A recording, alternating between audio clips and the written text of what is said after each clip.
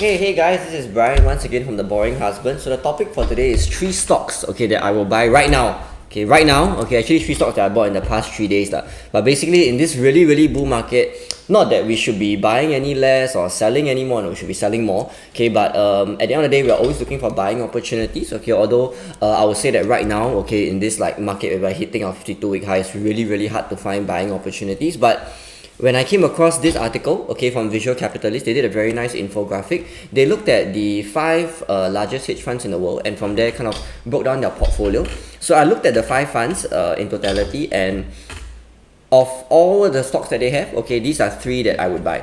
But before I go into the three stocks, I just want to go a little bit into these five super funds. So these five super funds, the very first one is the one that we all know, is Berkshire Hathaway. So Berkshire Hathaway was made famous by, of course, Warren Buffett, his huge investment in Apple, blah blah blah. That one needs no introduction. Surprisingly enough, Berkshire Hathaway actually achieved about 10% Q1 return in 2023, so that's actually not too bad. The second hedge fund is actually quite interesting. They didn't really appear in like any news. They're really kind of like just boring kids. But it's actually called Renaissance Technologies by Jim Simmons. So from my understanding, this is the second largest hedge fund in the world.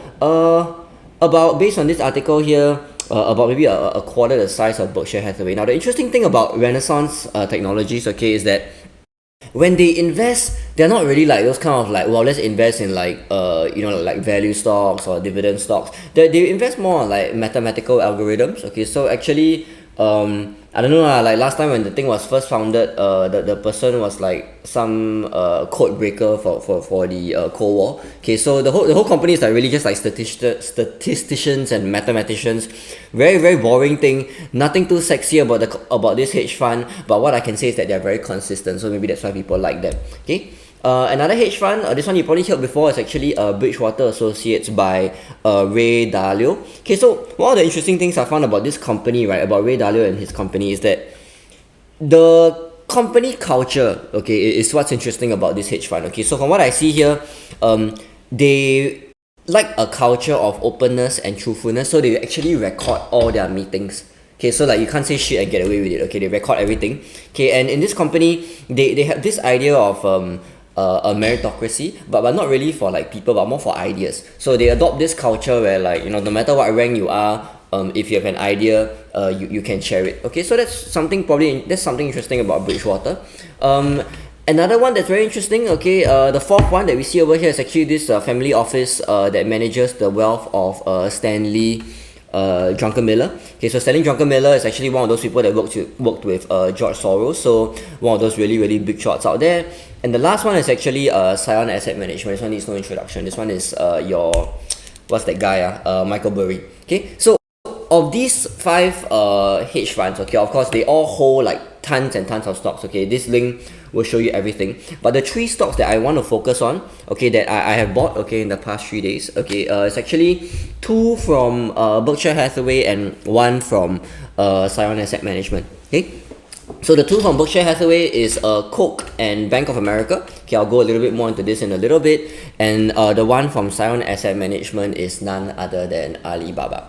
So the three stocks that I mentioned, so two stocks, Coke and Bank of America from the portfolio of Berkshire Hathaway, and then Baba from the portfolio of Scion Asset Management. So the interesting thing about Coke, actually in all honesty, right, there's nothing interesting about Coke at all. It's really boring.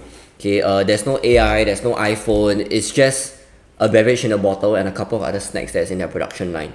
The thing that's interesting about Coke is that probably when your family is playing mahjong on the weekend, you all drink Coke. But Coke on its own, is what investors have considered a tried and tested formula to so-called success. And with a very nice dividend payout, that hasn't decreased over the years, investors continue to like Coke.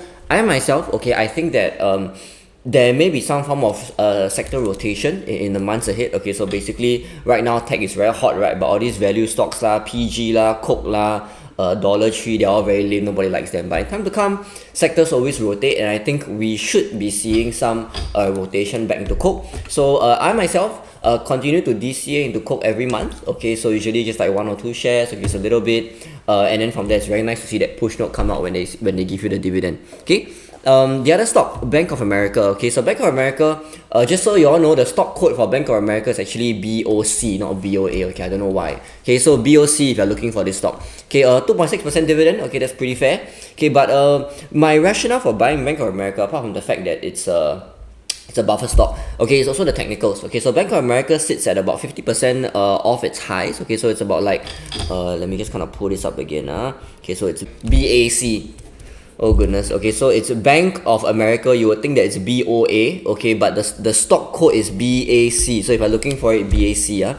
Okay, so Bank of America, okay, interestingly enough, if you look at the technicals, okay, we broke past the 50-day moving average not too long ago. Good earnings for the past 2 days. And right now, we are testing the 200-day moving average. Okay, so 200-day moving average, you are seeing a little bit of selling happen over here. So you see a little H form on the candlestick. Okay, and hopefully when we see this 50-day cross above the 200-day, that's once again a very, very strong buy signal. Okay, now the last one, okay, that I'd like to focus on today that I have been buying, okay, pretty much all the time, okay, is Alibaba. Okay, so as we know, we are still very, very, very far off a bull market for China, not in terms of fundamentals, but in terms of technicals. Okay, Baba itself has been a very, very frustrating stock. The whole market is going up, the stock don't want to move. Okay, recently we've had some interesting developments. Okay, so basically China government said that they are finally done with what is it? Slapping the fines on Alibaba. So they always say that they are done. Okay, but we never truly know when they are truly done. Okay, so just kind of be nimble, okay, and ready if they decide to slap another one again. But if not, with the breakup, okay, of Alibaba and its respective units, it's actually a very good thing. Okay, so basically last time, right, okay, just actually not last time, just a few months ago, when Alibaba was like whole thing in one pie. Okay, if the government decide to find one sector, the whole stock will tank.